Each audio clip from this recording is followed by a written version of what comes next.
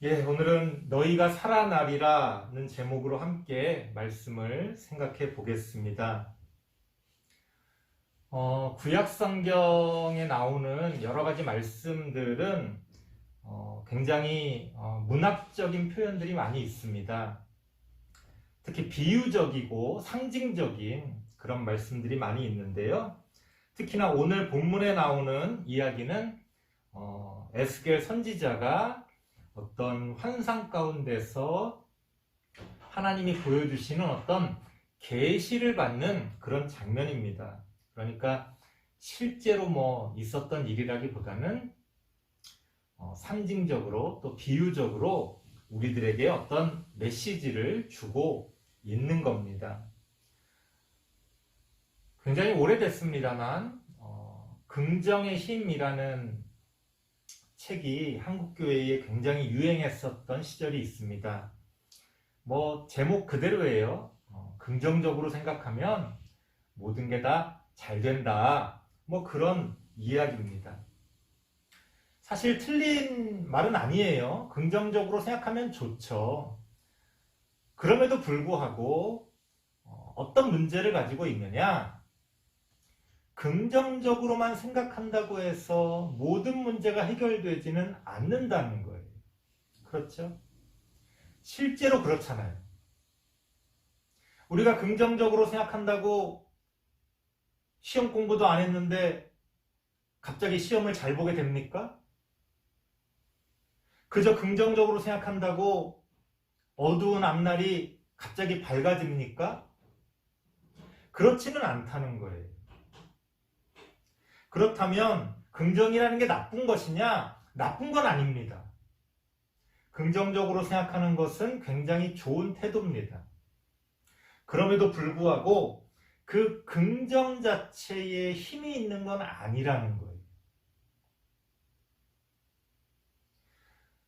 한국 사람들은 그런 것들이 있죠. 좀 이렇게 부정적으로 생각하거나 그러면 야, 괜히 부정타게 왜 그렇게 부정적으로 생각해? 그러다가 정말 안 되면 어떡하려고? 이런 식의 어떤 태도들이 있습니다. 그럼 반대로 긍정적으로만 생각하면 모든 게 좋아집니까? 그것도 아닐 텐데. 부정적으로 생각한다고 꼭 모든 것들이 나빠지는 것도 아닙니다.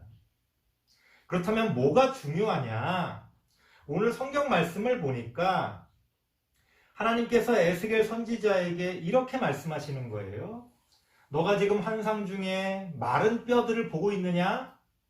이 마른 뼈는 당시의 이스라엘 사람들의 어떤 영적인 상태를 상징합니다.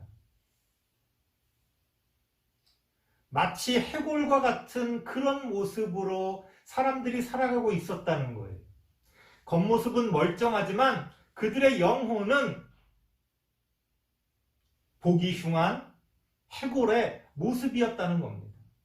그것도 바짝 말라버린 생명이라고는 조금도 찾아볼 수 없는 그런 모습이었다는 거예요. 그렇게 절망적인 상황 가운데서 하나님이 에스겔 선지자를 통해 이렇게 말씀하시는 겁니다. 너가 가서 그 마른 뼈들에게 선포해라. 하나님이 함께 하심으로 너희가 살아나리라. 그렇게 선포하라는 거예요. 이거는 어떤 긍정의 힘을 이야기하는 게 아닙니다. 안 될 일이 긍정적으로 생각한다고 해서 저절로 잘 되진 않습니다. 하지만 우리가 잊지 말아야 할 것은 우리는 많은 경우에 어떤 것들을 이렇게 계산을 해보고 판단을 해봐서 에이, 이건 안 될 것 같아. 미리 포기한다는 거예요. 미리 절망한다는 겁니다. 그래서 우리는 우리가 할 수 있는 일도 못한다는 거예요. 안 되는 게 되지는 않지만 될 수 있는 거를 포기하는 일이 우리 삶에 얼마나 많은지 모릅니다. 하나님은 그런 부분을 이야기하고 계십니다. 왜 너희가 할 수 있는데 포기하고 절망하느냐? 정말 가능성이 없었다면 하나님이 아예 말씀을 꺼내지 않으셨겠지. 하지만 우리가 할 수 있는데 미리 포기하고 절망하는 경우가 너무나 많이 있다는 거예요. 여러분은 쉽게 포기합니다. 에이, 안 돼. 내가 해봤자 뭐, 해보지도 않고, 도전해보지도 않고, 실천해보지도 않고, 우리는 포기합니다. 그런 거 있죠? 뭔가 처음부터 잘 안 되면 김이 빠지고 자신감이 없어지죠. 하지만 얼마나 많은 일들이 중간부터 또 마지막에 뒤집어지는 일들이 얼마나 많습니까? 잘 될 줄 알았지만 안 되는 일도 많고요. 안 될 줄 알았지만 잘 되는 일도 많습니다. 포기하면 어떤 일이 벌어지느냐? 그건 거기서 끝나는 거예요. 그래서 포기한다는 거는요, 그냥 포기가 아닙니다. 포기한다는 건 절망하는 거예요. 그렇기 때문에 하나님께서는 그렇게 절망하고 있는 우리들에게 아니다. 너희가 다시 살아날 수 있다. 그렇게 이야기합니다. 아니다. 너가 할 수 있다. 그렇게 말씀하고 계시는 거예요. 단순히 안 될 것들이 저절로 된다. 그렇게 이야기하는 게 아닙니다. 절망에 빠져 있는 우리에게 희망을 전해 주시는 거예요. 왜 미리 포기합니까? 왜 미리 절망합니까? 그럴 필요가 없어요. 열심히 해보고, 내가 열심히 했지만 안 되는구나. 그때 포기해도 늦지 않습니다. 오히려 후회도 없고 훨씬 좋죠. 우리 많은 젊은이들이 미리 포기하고 미리 절망하는 경우가 오늘날 많이 있는 것 같습니다. 뭔가 이 사회에 변하지 않는 그런 어떤 장애물들이 우리 젊은이들을, 우리 다음 세대들을 포기하게 하고 절망하게 합니다. 금수저가 어떻고 흙수저가 어떻다고 말하는 것들도 다 그런 논리 아닙니까? 아마 어떤 분들은 이렇게 이야기할 거예요. 세상이 그런 걸 어떻게 합니까? 현실이 그런 걸 어떻게 합니까? 맞습니다. 현실이 그렇고 세상이 그러면 쉽게 그저 긍정적으로 생각한다고, 희망을 갖는다고 그런 것들을 이룰 수는 없겠죠. 하지만 그렇다고 왜 포기합니까? 그렇다고 왜 절망합니까? 누구 좋으라고? 그런 부조리하고 잘못된 세상을 만든 사람들이 제일 좋아할 일이에요. 그래, 너희들 미리 포기해라. 그래, 너희들 미리 절망해라. 누구 좋으라고 미리 포기하고 절망합니까? 현실이 문제입니까? 현실을 바꾸면 되는 거예요. 세상이 문제입니까? 세상을 바꾸면 되는 거예요. 성경에서 말하는 하나님의 나라라는 건, 성경에서 말하는 천국이라는 건 또 다른 표현으로 보자면 새 하늘과 새 땅이라고 표현합니다. 성경에서. 무슨 얘기입니까? 새로운 세상이라는 거예요. 하나님의 나라는 새로운 세상입니다. 하나님의 나라는, 천국은 새로운 현실입니다.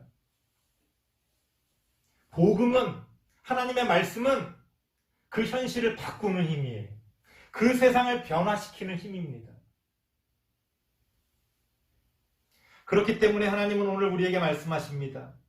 너희가 살아나리라. 우리가 먼저 살아나야 합니다. 우리가 먼저 절망에서 희망으로 바뀌어야 합니다. 이 세상을 바꿀 수 있다는 믿음을 가져야 합니다. 기독교인은 그렇게 이 세상을 천국으로 만들어가는 그런 존재들이에요. 우리들끼리 모여서 우리들끼리 잘 먹고 잘 살고 나중에 죽어서 천국 간다. 그건 진정한 기독교 신앙이 아닙니다. 지금 여기서 우리 모두가 함께 하나님의 나라 천국을 만들어 가는 거예요. 그 과정 가운데 우리가 바꿔야 할 것들이 있다면 바꿔야 합니다. 변화시켜야 할 것들이 있다면 변화시켜야 합니다.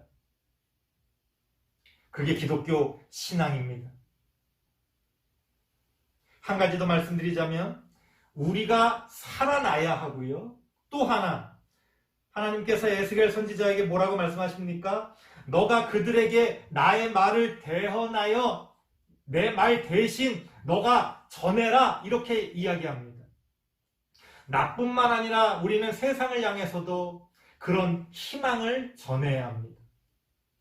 도저히 바뀔 것 같지 않은 그런 현실 가운데서도 하나님이 함께 하심으로 이 세상을 바꿀 수 있다는 희망을 전해야 합니다. 우리가 먼저 다시 살아나야 합니다. 절망에 빠져 있는 사람들에게 우리는 선포해야 합니다. 하나님이 너희에게 말씀하신다. 너희가 다시 살아나리라. 그게 기독교 신앙입니다. 우리 다음 세대 친구들은 그렇게 하나님의 말씀으로 다시 살아나시길 바랍니다. 절망에서 희망으로 나아가시길 바랍니다. 여러분뿐 아니라 여러분 주변에 있는 사람들에게도 그러한 희망을 전할 수 있는 그런 사람들이 되시길 바랍니다. 우리가 그렇게 이 세상을 하나님의 나라로 천국으로 만들어 나갈 때 우리의 신앙이 의미가 있는 거예요. 그렇게 하나님의 말씀을 붙들고 희망을 가지고 자신의 삶을 변화시키고 성장시키며 열매 맺어가는 우리 다음 세대 친구들 되시길 바랍니다. 기도하겠습니다. 하나님 감사합니다. 부족한 우리들이지만 하나님을 믿는 믿음으로 나아가려고 합니다. 우리를 붙들어 주시고 하나님 은혜 가운데 우리가 하나님 말씀으로 절망에서 일어나 희망으로 나아가며 이 세상을 향해서 귀한 열매 맺어갈 수 있도록 하나님 함께하여 주옵소서. 예수님의 이름으로 기도드리옵나이다. 아멘.